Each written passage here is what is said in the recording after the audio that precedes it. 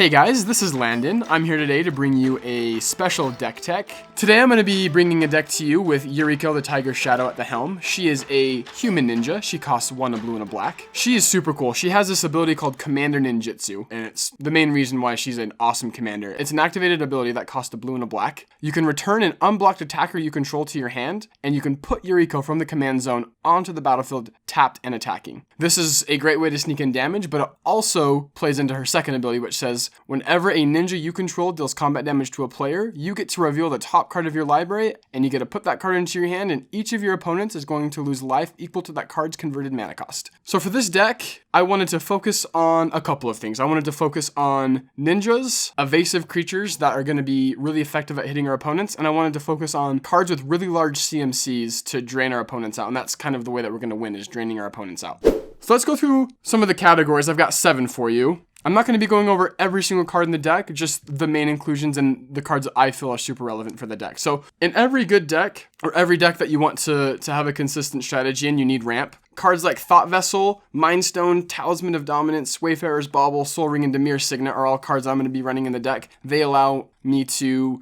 cast my spells consistently. Thought Vessel is really good in this deck. It gives us no maximum hand size, and after playing this deck a lot, you're going to see that you're going to have a lot of cards in your hand. Yuriko is just an awesome card value engine. Next up, I want to talk about the sneaky creatures. I wanted to prioritize creatures that cost 1 mana or less and have some type of evasion. Cards that have menace or stay right on the card unblockable or flying are all cards I've included. Cards such as Wingcrafter, it has Soul Bond. You pair it with Yuriko, it gives Yuriko and Wingcrafter both flying. Mistcloak Herald just says unblockable right on the card. Another type of creature that I wanted to put in there was Changeling. There are several cards with Changeling that exist, and they're every creature type. That means that they count as ninjas when they hit, so Yuriko will see that, and you'll get to draw or reveal an extra card off the top of your library. Another super important evasive creature that we have is Tetsuko Umezawa Fugitive. She makes it so all of your creatures with power or toughness 1 or less can't be blocked, which is super relevant with Yuriko. That makes it so all of your little evasive creatures will get through, and you can ninjutsu out Yuriko.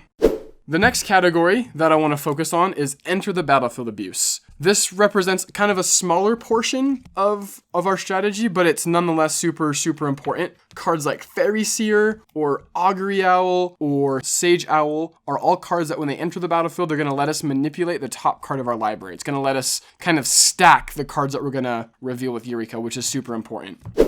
The next category, which seems the most evident, is we're going to want to be playing tricky ninjas. Ninjas, for the most part, all except for one ninja in this deck, have the ability ninjutsu. I kind of already mentioned what ninjutsu does. Yuriko is a special ninja because she has Commander Ninjutsu. She's the only ninjutsu that's been printed that you can put onto the battlefield from the command zone. But 3 of the most important ninjas that I've included in my deck are Ink Eyes, Servant of Oni, Higger the Stillwind, and Ingenious Infiltrator. Ink Eyes is awesome because whenever she connects to a player, you can reanimate a creature from their graveyard, so you just get to put it right onto the battlefield. So that is kind of an alternate win con. Sometimes if your opponents are playing a strategy that gain them a bunch of life and you're just not going to be able to burn them out by revealing big cards off of the top of your library, Ink Eyes is going to let you reanimate a big creature to hit them with. Next, Higger the Stillwind. He costs 2 and 2 blue to ninjutsu out. When he deals combat damage to a player, you get to look in your library for a ninja card, reveal it, and put it right into your hand. He also has an activated ability that you can pay 2 to make a ninja that you control unblockable, which is awesome for getting in some extra hits to flip off the top of your library with Yuriko. The next ninja I'm playing is Ingenious Infiltrator. He costs a blue and a black to ninjutsu out, and he says whenever a ninja that you control does combat damage to a player, you get a draw card. So basically, him and Yuriko are doing double duty drawing your cards. You're going to be churning through your library and finding answers to whatever's going on your opponent's side of the board. Some other cards that fall into the tricky ninja evasion category are Cunning Evasion. It's an enchantment that costs 1 and a blue. Whenever a creature you control becomes blocked, you can return it to its owner's hand. I like this card a lot. A lot of games, you're going to get Yuriko and you're going to get your ninjas down, but the ninjas themselves don't have the same amount of evasion that your 1 mana flyers or your 1 mana unblockables have. So Cunning Evasion is a way to get those ninjas back into your hand so you can replace them on the battlefield for your 1 mana creatures that are unblockable. The next card is Aqueous Form. It's a 1 blue enchantment aura. Whatever creature you put it on, it can't be blocked. And whenever that creature attacks, you get a scry. This is double duty. 1, it makes the creature that it's attached to unblockable, and you get a scry. It's Awesome. Next is Smoke Shroud. It costs 1 and a blue. You can enchant a creature, and that creature gets +1/+1 and has flying. On top of that, whenever a ninja enters the battlefield under your control, you can return Smoke Shroud from your graveyard right onto the battlefield attached to that ninja. There are a lot of games where Smoke Shroud is just going to be forgotten. In your graveyard, your opponent's going to forget about it. You're going to attack with a ninja, or you're going to ninjutsu out a ninja, and all of a sudden your ninja is unblockable, and you're going to get an extra trigger off of Yuriko. The next category is going to be, what is the CMC? In this deck, we're going to want to be playing cards with deceiving converted mana costs. That means we're going to be playing cards with the ability Delve. We're going to be playing cards with Miracle that can be cast for a cheaper cost if it's the first card we draw each turn. And then we're going to be playing cards with the mechanic Aftermath. It's a split card that has 2 different spells stapled onto one card.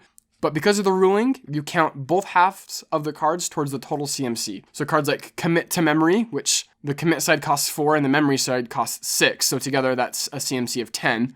Or Rags to Riches, the Rags part costs 4 and the Riches side costs 7, which is going to give us a CMC of 11. Or we're going to be playing Temporal Trespass, which costs 8 and 3 blue for a grand total of 11. You can kind of see that these spells cost a ton, but we have ways of casting them for way cheaper. Or the split cards we're going to cast whichever side benefits us most at that time. 2 of our big CMC spells that I'd like to highlight that are really relevant for us winning the game is Temporal Mastery and Temporal Trespass. Both of these spells are going to allow us to take an extra turn. So once we've built up a pretty good consistency of ninjas on the battlefield and unblockable creatures and good ninjas in our hand to ninjutsu out, taking an extra turn sometimes is the matter of winning the game. There have been games where I've slapped down a Temporal Mastery, taken an extra turn, and dealt, 20, 30 damage between those 2 turns. It's just a great way of closing out those games and ensuring your victory. The next category I'd like to mention is predicting the future. Top deck manipulation takes form in 2 ways for this deck list. The first is getting big CMC cards from our deck on top of our library, or getting big CMC cards stuck in our hand back on top of our library. Getting cards on top of our library, we've got some ways of doing that. Mystical Tutor is an instant that costs 1 blue mana, and we get to search our library for any instant or sorcery, reveal it, and put it on top of our library. The next is Scheming Symmetry. For 1 black mana, we get to choose 2 players, and each of those players searches their library for a card and puts it on top of their library. And then we have Insidious Dream. It costs 3 and a black. And as an additional cost to play this instant, we have to discard X cards from our hand, and then we get to search our library for X cards and put them right on top of our library in any order. So all of these cards are cards that we can cast before we attack with Yuriko, so we know what cards we're going to flip off the top. Guaranteeing that we hit a big CMC spell, again, is sometimes the difference between winning and losing the game. Next up, we're going to be playing cards like Brainstorm, Telling Time, Ponder, Portent, and Dream Cache, all of which either let us put a card from our hand back on top of our library, or organize the top cards of our library to make sure we hit a big spell. Next up, we need to cover the interaction of the deck, because our opponents aren't just going to sit there and let us beat them in the face with Yuriko and burn them out of life. One of the best pieces of interaction in this deck is Aether Gale. It's a sorcery that costs 3 and 2 blue. We get to return 6 non-land permanents to their owner's hands. The flexibility of the interaction on this card is insane. Aether Gale allows us to bounce things that are impeding us from hitting our opponents. It's going to bounce threats. It could even bounce ninjas back to your hand so you can ninjutsu them out for an unblockable creature. Just the flexibility on it is really good. Next, we're going to be playing Familiar's Ruse. It's a counter spell for 2 blue, and as an additional cost, we have to return a creature to its owner's hand. This kind of seems like a downside in most cases, but returning a ninja back to our hand to counter a spell that sets us up for a ninjutsu on the next turn can really change the tempo of the game. The next piece of interaction I'd like to talk about goes back to our big CMC spells. It's Commit to Memory. The commit side of it costs 3 and a blue for an instant, and we get to put target spell or non-land permanent into its owner's library second from the top. This offers some answers to what blue and black otherwise can't really respond to, such as artifacts or enchantments. We can put it back into its owner's library, and hopefully we can deal with our opponents and kill our opponents before that card becomes an issue again. The next piece of interaction I'd like to talk about is Consign to Oblivion. It's a 1 and a blue instant that just returns any non-land permanent to its owner's hand. Again, the flexibility could be used on an opponent's creature. It could be used on one of our ninjas to put it back into our hand that we can later ninjutsu out. Basically, this deck wants to play flexible interaction that isn't too specific, that could also be used on our own creatures to put them back into our hands. The next piece of interaction is as well an interaction as a hate piece.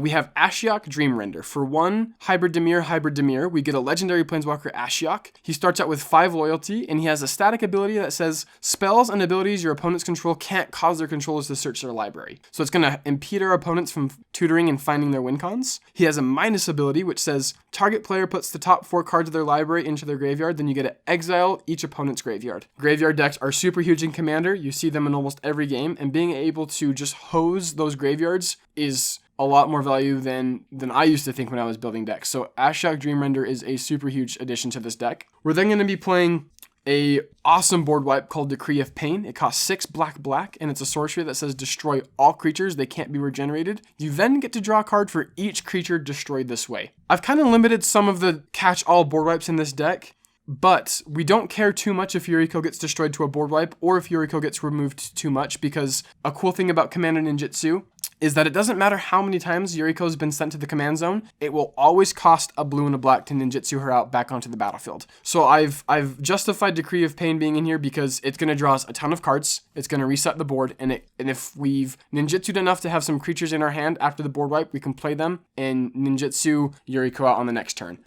That wraps us up for this deck tech. I hope you enjoyed the card selections that I put in here. The full link to the full deck list is in the show notes. I don't want to go over every single card in the deck, just the most important cards. I feel like a lot of the inclusions that I make in my decks are based off of meta or based off of the cards that I have in my collection. So feel free to flex some of these cards in or out, or put cards in that you like, depending on your meta, or depending on just the style of commander that you like to play. So not every card in this deck that I have in my list is super vital, but the cards that I go through in this video are my hot inclusions, the cards that I feel like are necessary to the deck.